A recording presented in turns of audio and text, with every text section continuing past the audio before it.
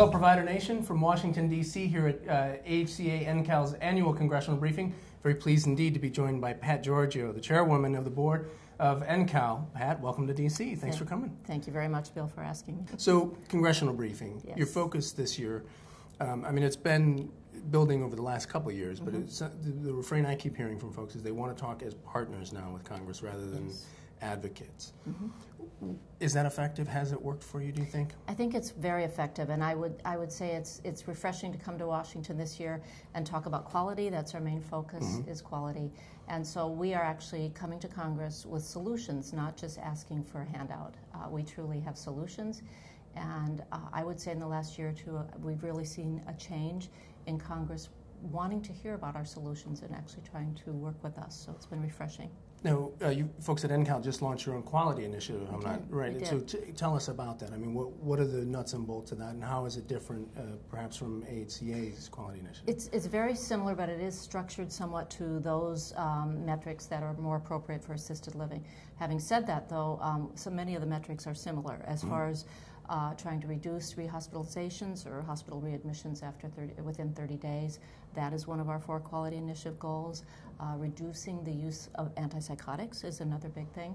And then customer satisfaction. We know that that's one of those core Q measures, and so we are looking at making sure that we have customer satisfaction at or above 90%.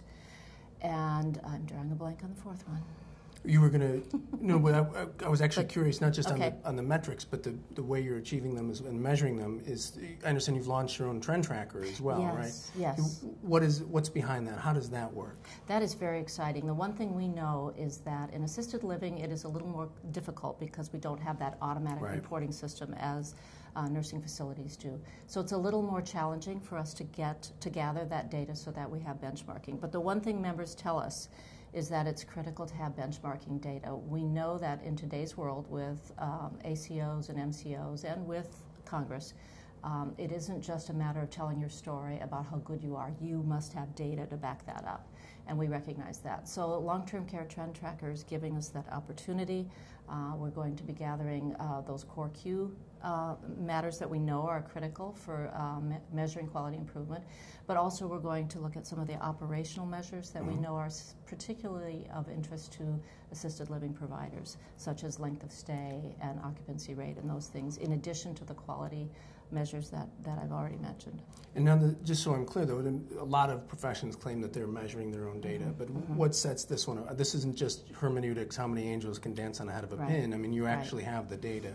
How did you get folks to buy into that, first of all, to say, you know, yeah, I'm willing to share that, and then second of all, how did you sort of determine the criteria that you'd use for that? Our quality committee, well, first of all, I would say that we're in the very early stages. The other quality initiative that I forgot to mention was measuring vacancy, retention, and turnover. And so we with our staff here, yes. And so for years we have been having providers submit that data to us. We are now going to automatically put that data into long-term care trend tracker, and assisted living providers will be able to go to that website and instantly find out how they're measuring up to other providers. The challenge for us, and it was a similar challenge for AHCA in its infancy with long-term care trend tracker, is you have to get providers to input the data.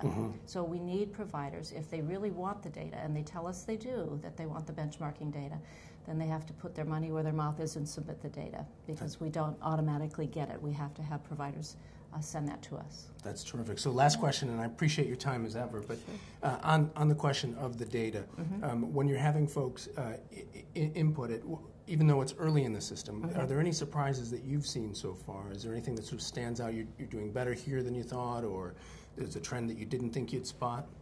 It is very early. The one thing we have found over the last few years of collecting vacancy and retention and turnover, because that is one of those areas where we have been tracking it for years, and that is that reducing that turnover rate is a challenge, especially with today's workforce. There's a shortage of good nurses and caregivers out there, and so we're actually seeing an uptick in that turnover statistic. And so it's a challenge for us to figure out ways to help providers reduce that turnover rate. So you've given yourself extra work to do out of it. We have challenges, but you know, anytime you're actually trying to do quality assessment or quality improvement, you need to take the information you receive and use it to do better.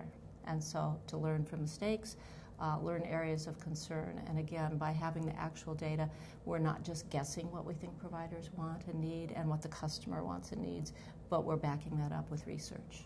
Pat, Giorgio, thank you so much for joining us today. My I pleasure. appreciate it. Again, this is Bill Myers with the divine Pat Giorgio, signing off from Washington, D.C. here at HCA NCAL's 2015 Congressional Briefing. Thanks for joining us. See you on the web.